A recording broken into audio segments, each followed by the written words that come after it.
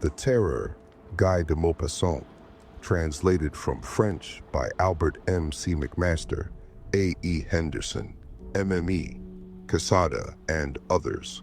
2,664 words, published circa 1890. You say you cannot possibly understand it, and I believe you. You think I am losing my mind? Perhaps I am, but for other reasons than those you imagine, my dear friend. Yes, I am going to be married and will tell you what has led me to take that step. I may add that I know very little of the girl who is going to become my wife tomorrow. I have only seen her 4 or 5 times. I know that there is nothing unpleasing about her, and that is enough for my purpose. She is small, fair, and stout. So, of course, the day after tomorrow I shall ardently wish for a tall, dark, thin woman. She is not rich and belongs to the middle classes. She is a girl such as you may find by the gross, well adapted for matrimony, without any apparent faults, and with no particularly striking qualities. People say of her, Mademoiselle Lajole is a very nice girl. And tomorrow they will say, what a very nice woman Madame Raymond is.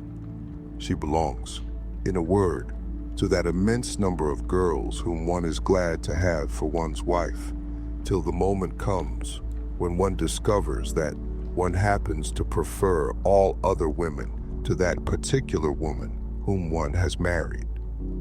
Well, you will say to me, what on earth did you get married for? I hardly like to tell you the strange and seemingly improbable reason that urged me on to this senseless act. The fact, however, is that I am afraid of being alone. I don't know how to tell you or to make you understand me, but my state of mind is so wretched that you will pity me and despise me. I do not want to be alone any longer at night.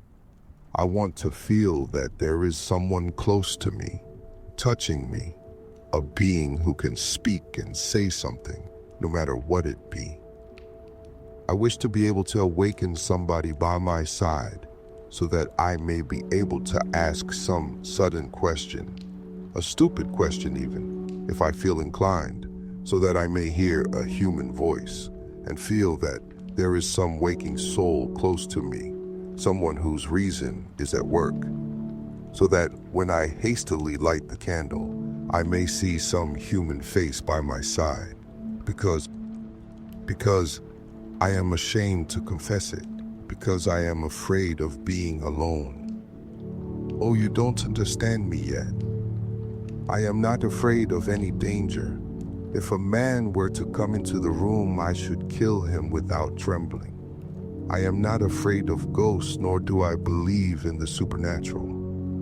I am not afraid of dead people, for I believe in the total annihilation of every being that disappears from the face of this earth.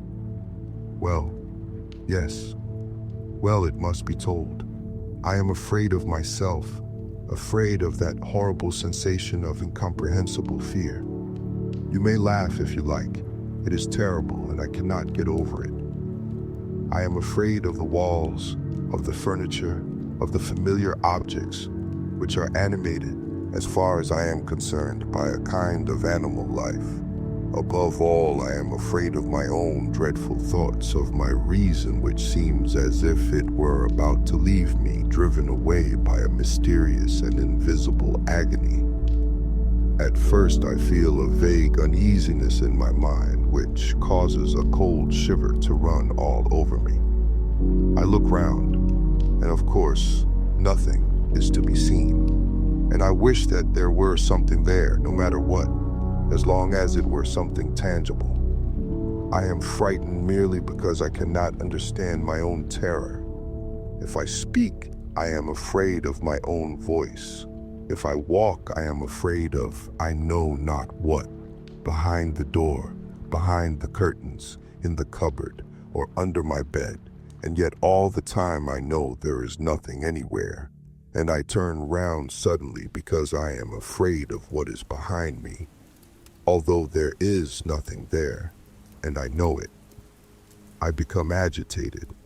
I feel that my fear increases, and so I shut myself up in my own room, get into bed, and hide under the clothes. And there, cowering down, rolled into a ball, I close my eyes in despair and remain thus for an indefinite time, remembering that my candle is alight on the table by my bedside and that I ought to put it out. And yet, I dare not do it. It is very terrible, is it not, to be like that? Formerly, I felt nothing of all that. I came home quite calm and went up and down my apartment without anything disturbing my peace of mind. Had anyone told me that I should be attacked by a malady, for I can call it nothing else, of most improbable fear, such a stupid and terrible malady as it is, I should have laughed outright. I was certainly never afraid of opening the door in the dark. I went to bed slowly, without locking it, and never got up in the middle of the night to make sure that everything was firmly closed. It began last year in a very strange manner on a damp autumn evening. When my servant had left the room after I had dined, I asked myself what I was going to do. I walked up and down my room for some time, feeling tired without any reason for it, unable to work, and even without energy to read.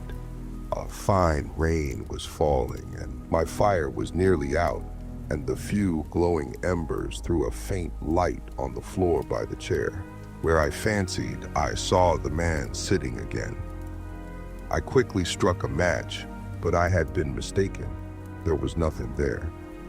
I got up, however, and hid the chair behind my bed and tried to get to sleep as the room was now dark. But I had not forgotten myself for more than 5 minutes, when in my dream I saw all the scene which I had previously witnessed as clearly as if it were reality.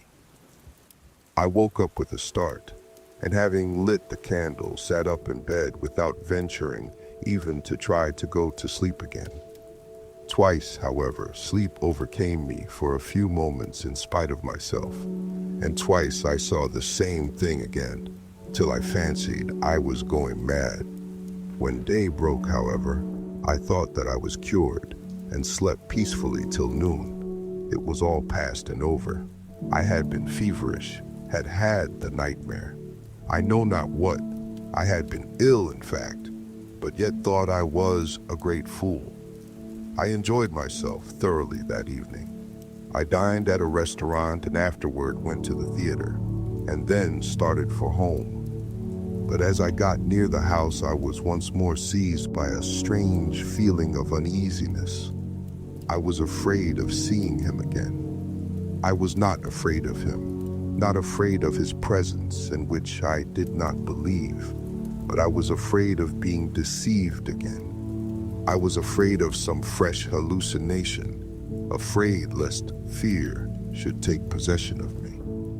For more than an hour I wandered up and down the pavement. Then, feeling that I was really too foolish, I returned home. I breathed so hard that I could hardly get upstairs, and remained standing outside my door for more than 10 minutes. Then suddenly, I had a courageous impulse and my will asserted itself. I inserted my key into the lock and went into the apartment with a candle in my hand. I kicked open my bedroom door, which was partly open, and cast a frightened glance toward the fireplace. There was nothing there. What a relief, and what a delight, what a deliverance. I walked up and down briskly and boldly, but I was not altogether reassured and kept turning round with a jump. The very shadows in the corners disquieted me. I slept badly and was constantly disturbed by imaginary noises, but did not see him.